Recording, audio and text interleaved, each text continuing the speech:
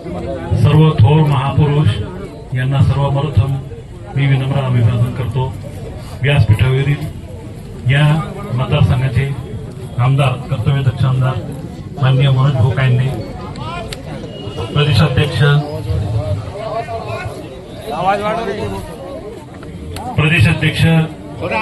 OBC प्रदेशाध्यक्ष माननीय आमचे कल्याण काका आखाडे साहेब, अल्पसंख्याक विभागाचे प्रदेशाध्यक्ष ॲडव्होकेट नाझीर काझी साहेब, माजी नगराध्यक्ष देवदास भाऊ ठाकरे, माजी नगराध्यक्ष विष्णुभाऊ मेत्रे, आमचे मार्गदर्शक ज्येष्ठ नेते भगवानराव सातपुते, आमचे मित्र दिलीप भाऊ करात, ब्रह्माभाऊ पाडमुख, त्यानंतर आमचे आज ज्येष्ठ नेते काका माझे मार्गदर्शक वायकोस काका यांची पण उपस्थिती आपल्याला इथं लाभलेली आहे।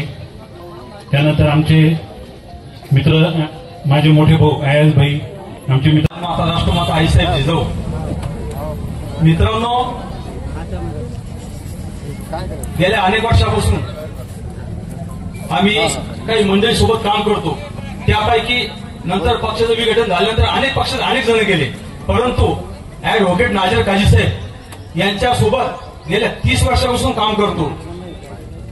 मधल्या काळामध्ये सिंदखेड राजाचा सर्व रस्ते उखडल्यानंतर लोक म्हणायला लागले, पत्रकार काय करते, पत्रकार झोपले का? मी सर्व बातम्या वगैरे सर्व छापल्या। शेवटी 3 दिवस आमरण उपोषण केलं। त्यावेळेस काझीसाहेब मुंबईला असताना त्यांनी पालकमंत्र्याला फोन केला आणि सांगितलं की हे उपोषण स्थगित करा, आम्ही विकास करू। परंतु गेल्या 5 वर्षामध्ये जे प्रस्थापित राजकारणी यांनी तिथं साधी एक भेट सुद्धा दिली नाही।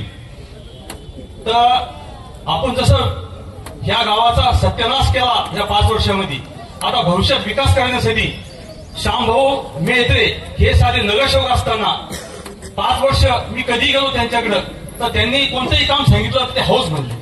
आता तो आमचा लाडका मित्र वनव्यामध्ये गारव्यासारखा संकटात जे काठावर लोक आहे, मी विनंती आहे तुम्ही वाट पाहू नका, या लढ्यात सामील व्हा। उद्या आतून बाहेरून काम करू नका।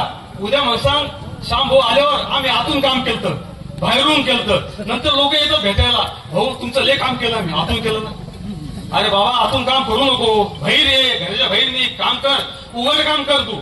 मी जसं विधानसभेला मनोज भाऊ कायंदे, आपण सिंदखेड राजा मतदारसंघात सगळ्यात जास्त लीड मनोज भाऊ जर कोण दिला असेल तो सिंदखेड राजाने दिला।